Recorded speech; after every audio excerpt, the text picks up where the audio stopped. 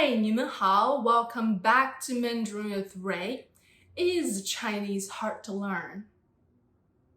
You know the answer. But are you here for some motivation and tough love to get you going? Keep watching.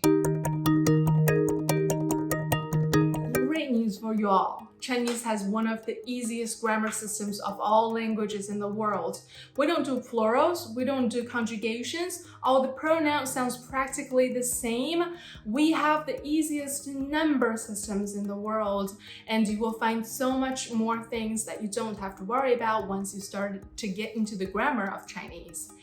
Also, as the old saying in China goes, 世上无难事，只怕有心人. There is no difficult things in the world as long as you put your heart into it. So let's get on with it. Are we feeling more motivated now? Still need some more reasons? Check out this other video I just made. It will help you understand why learning Chinese is important and helpful factually and also personally for yourself. So click on this video and learn more about it.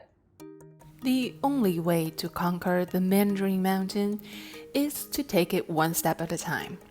But what does each step look like? Here is a step-to-step guide to learning Mandarin. Step 1. Learn Pinyin. Pinyin is the romanization of Chinese pronunciation. It is the foundation of speaking Chinese. Step 2. Start a conversation. There is no better way to learn a language than speaking it. Still looking for someone to practice with? Comment down below. Step 3. Train your ears. Chinese is a tonal language, so having a good pair of ears that can pick up the nuances of meaning is very important. Listening to Chinese podcasts, watching Chinese movies, TV shows, watching content created in Mandarin Chinese are all great ways. You can take your pick.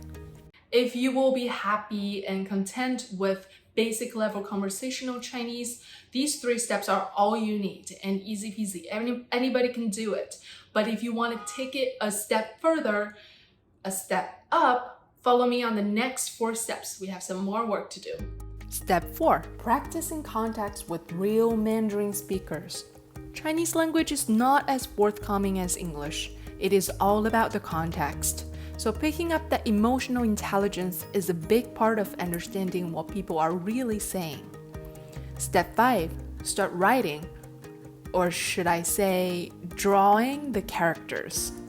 Step 6. Now start really writing and reading in Chinese. Congratulations, you've come to another learning curve. There are thousands of characters to remember, but they all come from somewhere, right? It is a lot easier to learn them if you know how they've come to be. That leads to step 7. Understand that Chinese, as many other languages, is ever evolving. The history and culture will help you understand how it is formed, and keeping up with new trends will help you stay in touch. If you are still here and watching, you are very serious about learning Mandarin, I can see. But remember, there is always a method to the craziness. And stick with me on my channel, subscribe, comment, give me a thumbs up as an encouragement. And I really want to know how I can help you better, so comment to let me know what you want to know more and how you are learning Mandarin so I can get to know you more. Speaking of which, if you're still hungry for more, I offer private tutoring and more tips on learning Mandarin on my Patreon page at patreon.com/mandarinwithray, and let's hang over there. Thank you for watching again. I'll see you next time.